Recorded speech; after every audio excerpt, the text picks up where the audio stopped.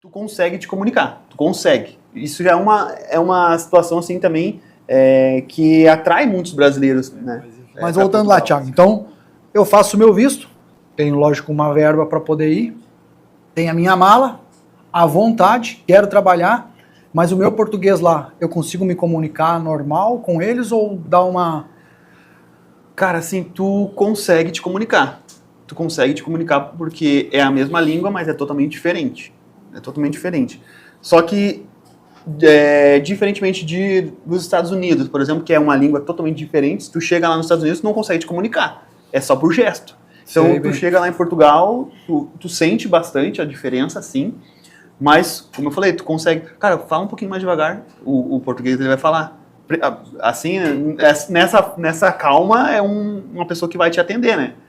Então, se tu vai para uma fábrica, um negocinho, não vai dizer, pode falar para mim assim? Não é assim. É complicado. Eu também, eu penei em relação a isso, mas porque eu comecei trabalhar em fábrica lá, eu tinha 3 meses de Portugal, mas de convívio com português, eu tinha, sei lá, menos de um mês, porque eu peguei a pandemia lá também, fiquei um tempo parado. Em casa. Então, tu consegue te comunicar, tu consegue. Isso já é uma situação assim também que atrai muitos brasileiros, né, para Portugal. Sim. Por mais que a língua, o jeito de falar é diferente, a língua é a mesma, então com calma tu consegue pegar. Consegue se comunicar, então. Consegue. Diferente de outros países, né, mas não é fácil. Sim. E que nem tu fala em fábrica, o que seria, é que eu vejo aqui como fábrica de sapato, né, na minha cabecinha. O que seria a fábrica lá? Fábrica de tudo, tem fábrica de sapato, tem fábrica de alumínio, de portão, Entendi. De tudo, cara, de tudo. Eu trabalhei numa fábrica que produzia portões e portas de alumínio. É que tu fala fábrica aqui, a gente chama de uma microempresa, né? Aí é que tá, aqui na minha cabeça, eu de Novo Hamburgo, né, capital nacional do sapato, não mais. Mas é que eu, antes de ir para a Inglaterra, eu era modelista. Então, na minha cabeça, quando tu fala em fábrica, eu disse, mas só ser uma fábrica, tipo assim, de fabricação em série, que a gente pensa em fábrica, assim, uma fabricação em série. Tipo carro, calçado, tipo algo que seja em série, eletrônico e tal, né? Basicamente isso. Só que eu trabalhei numa que fazia portões e portas de alumínio. Então, a gente fazia todo o processo lá dentro. Né? Desde chegar o alumínio, de cortar o alumínio, montar o portão, de instalar. Mas montava de acordo com o cliente ou era uma linha padrão assim? Tinha linha padrão. A nossa era só padrão. Mas se tu quisesse um modelo fora, aí até conseguia, mas não era tão simples assim. Mas tinha um padrão pra fazer, cores também. Então era tudo e era mais montado, ou tipo parafusado e rebitado ou soldado? Não levava solda. Não levava só rebite. É só encaixe e preso com um parafuso. Sim. Não tinha solda. Aqui eu não conheço uma empresa assim de fabricação em série de portão, se tu for pensar, né? Porque cada um constrói. Aqui no lugar constrói os muros. No Brasil cada um constrói do tamanho, né? Não tem um padrãozinho lá e depois chama o cara, mede aqui e faz aí. Não, lá nesse sentido, sim. Tamanho do portão, sim. Tu vai fazer conforme a tua necessidade. Mas modelos, não, né? Eu quero um portão tal. Não. Nós temos esse e vai ser esse que... sim. Né? Só pode medir no tamanho, isso. Sim, o tamanho, sim. O tamanho tu consegue mudar. Tá. Mas voltando ali àquela questão de se comunicar lá em Portugal, essa questão toda ali, né? Quais são as pegadinhas que tem de uma língua para outra? Quais as pegadinhas? Chegando lá, tu como um mês lá se comunicando com um português, passou por alguma pegadinha, alguma coisa na língua, alguma coisa engraçada? Porque a gente ouve falar que tem algumas diferenças, né? Tem, muito. A gente ouve falar que tem algumas peculiaridades, né? E qual é que é a mais engraçada ou a mais interessante que tu passou lá? Na verdade, tem muita coisa diferente, muita. Mas os mais populares, assim, né? Por exemplo, que a gente fala muito aqui, fazer uns bicos aqui, né? Fazer uns bicos. Um trabalho extra é bico. Sim, claro. Bico lá é sexo oral. Que louco. Fazer uns bicos aí. Nossa, sai daqui. Tá? Não, escuta essa. Pila. Sem pila. 50 pila. Pila é pênis. Caraca. Então imagina que tu vai fazer uns bicos pra ganhar uns pila. Eu vim para isso. Claro que hoje os portugueses já entendem mais, porque pela grande quantidade de brasileiros que tem, né? Mas são situações do dia a dia assim, que tu tem que abrir o olho. Mas cara, passei por várias situações assim, em fábrica, trabalhando na fábrica, né?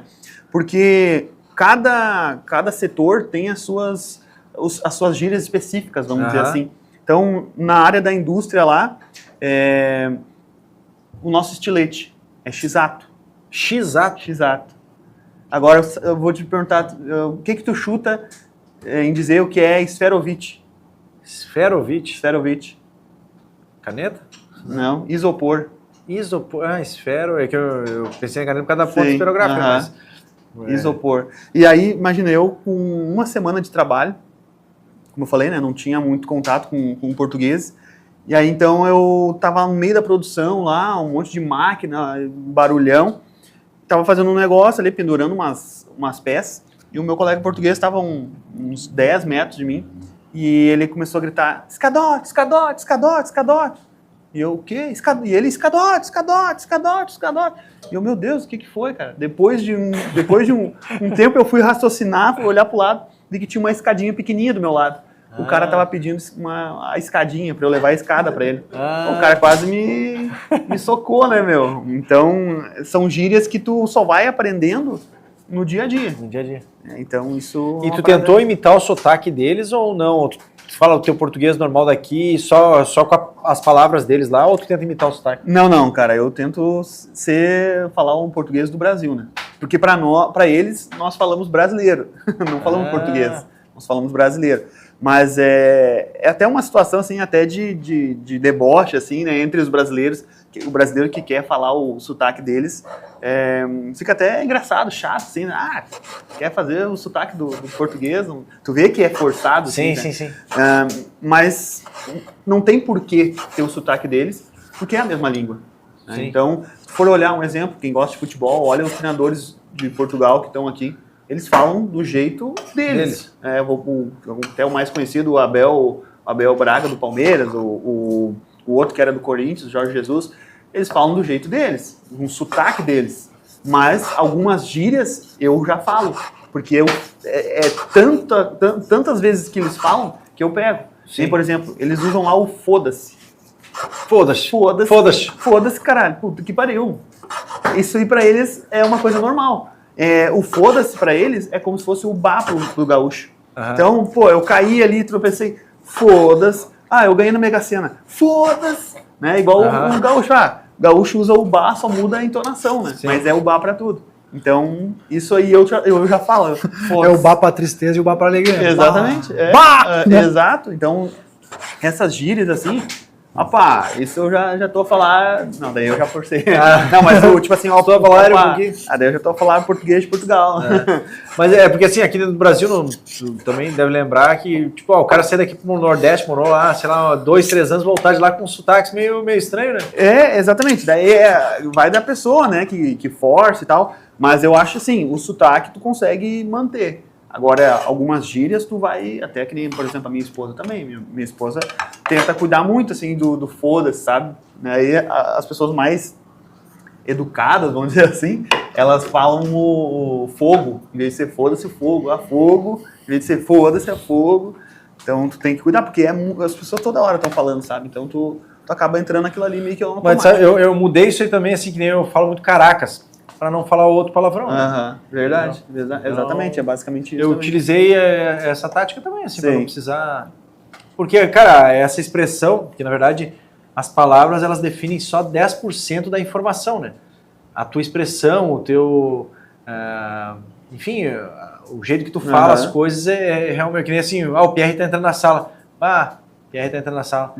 O Pierre tá entrando na sala. Então, as palavras são 10% só da informação. Então...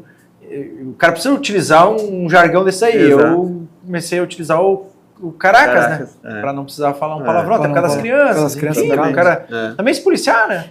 Com certeza. É uma maneira interessante, né?